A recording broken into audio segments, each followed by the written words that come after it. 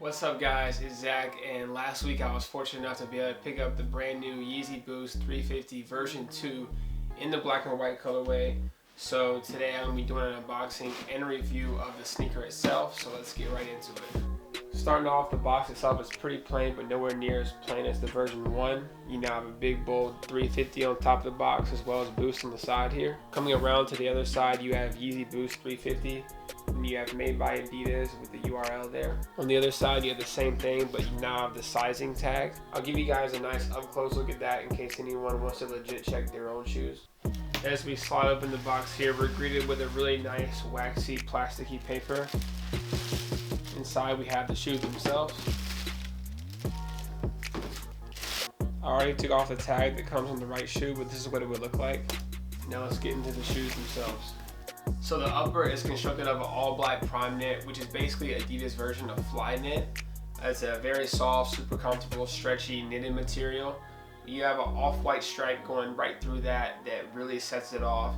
And you also have some of this off-white speckling coming through on the inside of the shoe as well as toward the bottom. You have Supply 350 going through the stripe of the shoe.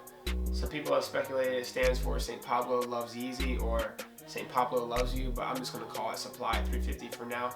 The text is mirrored on the right shoe, which is something new they've been doing, and it wasn't in the original Beluga colorway of the version 2. All of that super comfortable Flyknit is sitting right on top of a huge bed of Adidas Boost. Adidas Boost technology is, in my opinion, one of the best shoe technologies that has came out in a long time. It's super soft, super responsive, and it almost takes some getting used to the first time you wear a shoe with Boost in it. I have several other pair of shoes that have Boost in them, like the Ultra Boost and the Pure Boost. The problem is the all-white Boost gets stained so easily, and that's what I love about this shoe. The Boost is wrapped in this rubber sole, and you don't really lose any kind of comfort whatsoever, but you also don't have to worry about the Boost getting stained. Version 1 of the Yeezy 350, the cage that wrapped around the Boost was actually painted on, and a lot of people have problems with it chipping off, especially on the bottom of the shoe where you're walking all day long. So it's definitely awesome for them to be able to incorporate this translucent rubber sole in the version 2. They basically fixed everything that was wrong with the version 1 and exaggerated all the lines. It's a much more aggressive looking shoe, and once you see this in person, it's really hard to look at the version 1 the same. The version 2 also has much more padding in the heel as well as the toe box area of the shoe. They completely removed the back heel tab from the version 1 and kind of made it directly flow into the shoe.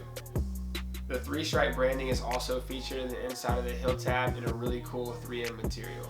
Something about this colorway in particular is they say it's the most produced Yeezy of all time. Now don't get me wrong, these aren't even close to a general release, and a lot of people took L's on these. But for some people, including myself, this was their first Yeezy for retail. Because of this, the resale isn't reaching those crazy numbers like the version 1 did, and you can get these resale for about 500 bucks. Now would that go up in the next couple years? Who knows? For me, I love it because it's a very comfortable shoe, and it's something I can wear without being worried that I have a $1,000 shoe on my foot. With that being said, I think this shoe looks a lot better on foot than sitting in my hand. So without any further ado, here's an on foot look at the Yeezy version 2 in the black and white colorway.